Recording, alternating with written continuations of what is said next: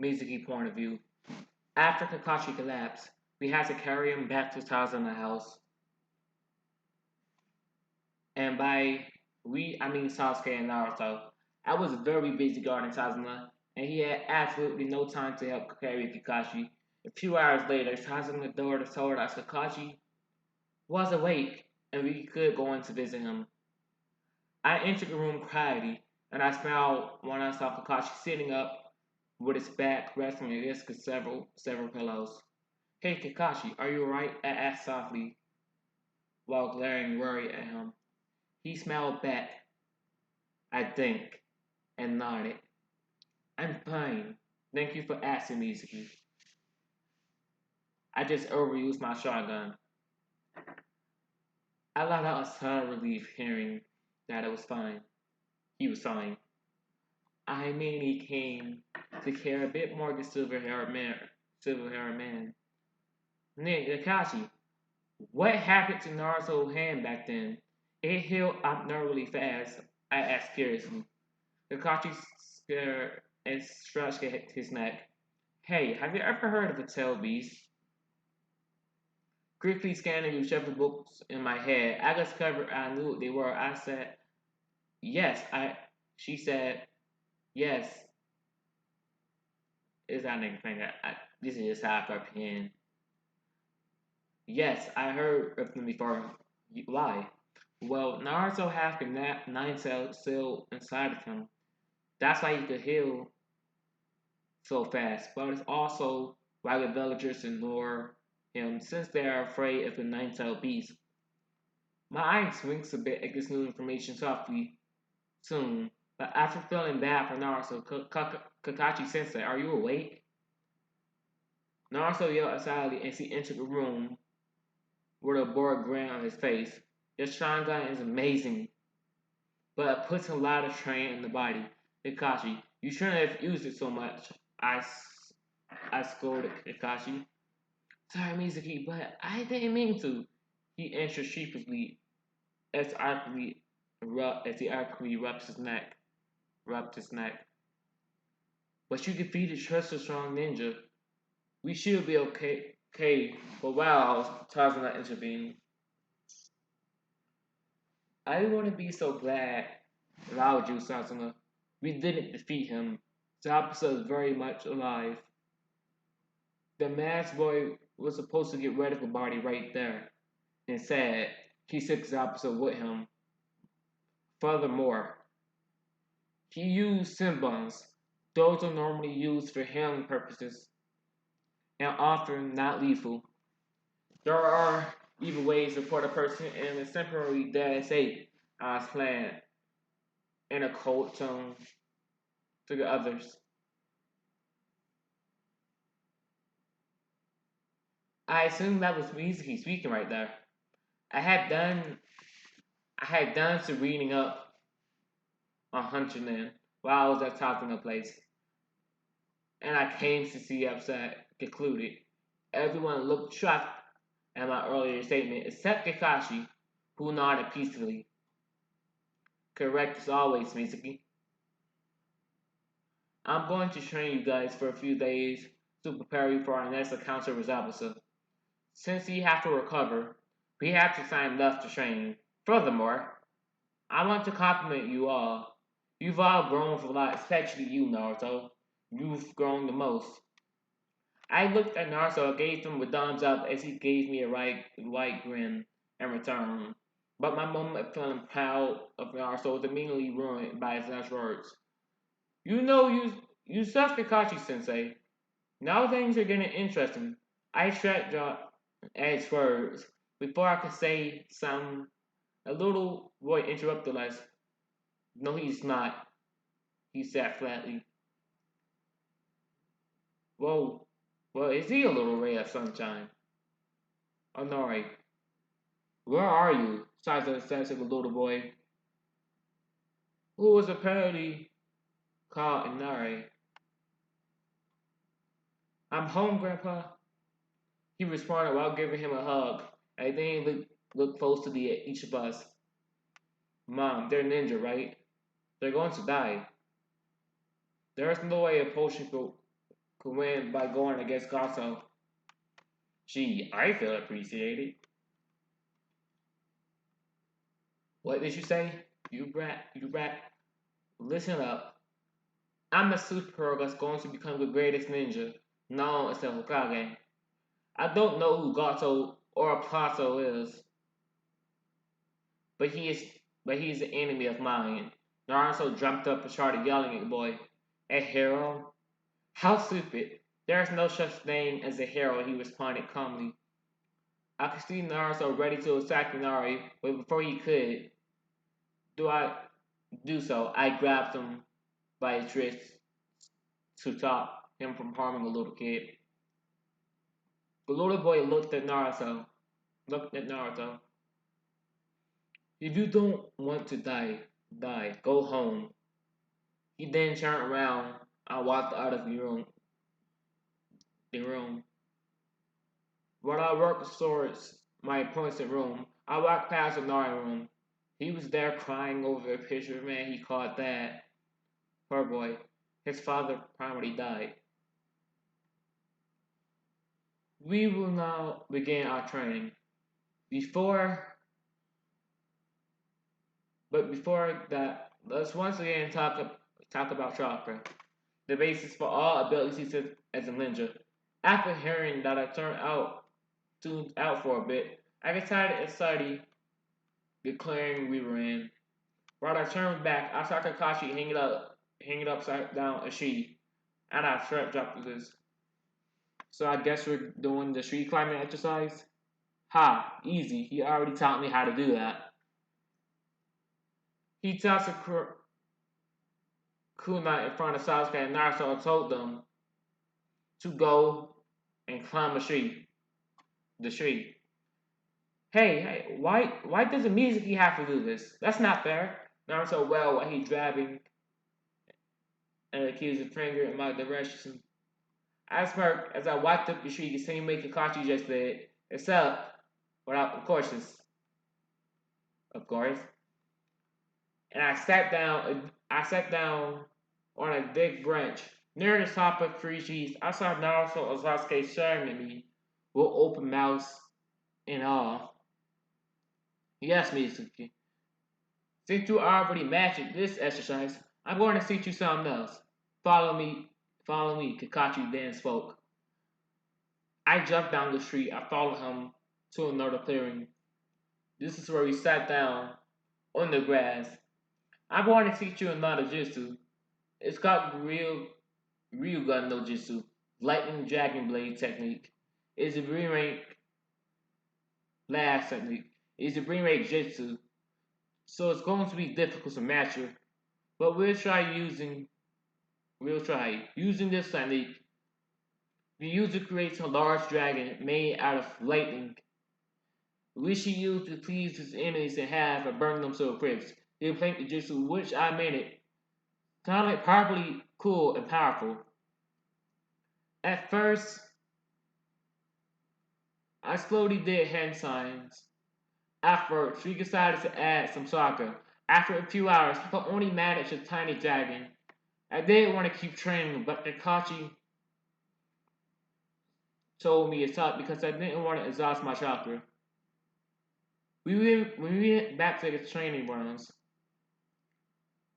Sasuke and Naruto were still training. I noticed Naruto didn't use enough chakra, and Sasuke used too much. I walked in just in time to see them falling flat on their faces, which I chuckled quietly behind my head, causing Sasuke to glare at me and Naruto to jump up excitedly waving at me. Naruto then came down towards me and asked me to help him do it, and I told him he didn't use enough chakra and he should focus on himself instead of Sasuke. After I told him that, he did considerably better. I could see Sasuke standing there and then staring at me, probably wondering whether he said should put aside his pride and ask me for help or not. After a few minutes, he walked towards me recklessly, and he says, "Crow, can you perhaps tell me how to do it?" He asked slowly. You could see how much he hated asking me for help. Very well then. You're using too much chakra, which causes you to fall off the trunk. Since you don't want Naruto to pass you, you get angry and try harder by using more chakra. If you just use a little less chakra, you'll be able to do it perfectly since you have enough chakra and stamina. I smiled at him. I smiled at him and matured at small thanks. He then tried again. He did considerably better than the last time. He made eye contact with me and nodded at me, glaring. Wow, the great Sasuke Uchiha is thanking me. What an honor. And of chapter 13. Beginning of chapter 14. Mitsuki's point of view. The next day, I woke up extra early and snuck out cowardly. I walked slowly to two different training spots than the day before. It was a big clearing next to a small lake. I smiled softly and decided to practice my magic for a bit since I hadn't done so for a while. I creepily felt around with both chakra and magic to make sure no one was around. And after I confirmed, I took a deep breath. I walked towards the edge of the lake. As it warmed up, took a big ball of water and levitated it in front of me. After a few minutes, I turned into an ice structure shaped like a dragon, and then I made it shatter. I dropped it back to the lake and practicing a few spells for an hour. I decided it was enough. Then I started practicing the lightning jutsu. I made the proper hand signs that added some chakra. All I did was make a little dragon the length of my underarm. I checked up and tried again and again. In the end, I became so frustrated, I added most of my chakra into Genjutsu, and a huge lightning dragon formed and exploded. The sheer force drew me all across the clearing until I made my back painfully hit a tree. I might have overdone it a bit. I gave myself a little rest and set up painfully and head back to Thousand House. I looked to my left to see Naruto shuffling his food into his mouth at a rate I didn't even know was humanly possible. I glared to my right to see Sasuke eating just as fast. I rolled my eyes and ate my meal slowly. Boys, second, seconds please. They yelled simultaneously, causing me to stroke on my rice. They glared at each other. Out of control, a lightning machine them. They continued to poke everything they had eating so far out right to the next dinner table. Disgusting. They have no manners at all. If I remember this right, neither Natsu or Grey. I think she forgot about them at this point. Oof. Guys, if you're going to be brief, it might be better not to eat much. I openly said it. No, I'll eat, Sasuke granted. I have to eat to force myself. I have to become the strongest quickly, Naruto said assertively. Let me rephrase that. I smiled slightly free. If you barf again, well, you'll see. After 2 seconds, a peaceful silence, and Naruto decided to ruin it. Why is there a torn picture? How could you be so tactless? It's obviously not a good memory. Tazuma explained the entire story about he was convicted Shiro and how he was like the father to Inari. But I noticed Inari leaving the room quickly during the story. My eyes saddened a bit.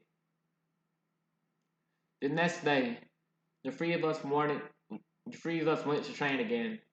After a day of training, I still couldn't do it perfectly, but I at least managed to get a bigger dragon. It was a little over 1.5 meters now. But it didn't do a lot of damage. As I walked back and exhaled. Walked back, exhaled. I came across Sasuke and Naruto. Our Sasuke they finally managed to climb the tree.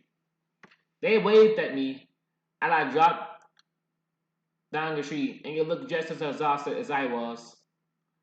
They could barely stand. I slung over their arms over my neck, and we supported each other as we walked back. What's with you, Free? You look really dirty and tired. Well, gee, thank you, Jocelyn. That's exactly what a girl wants to hear every day. We both climbed to the top.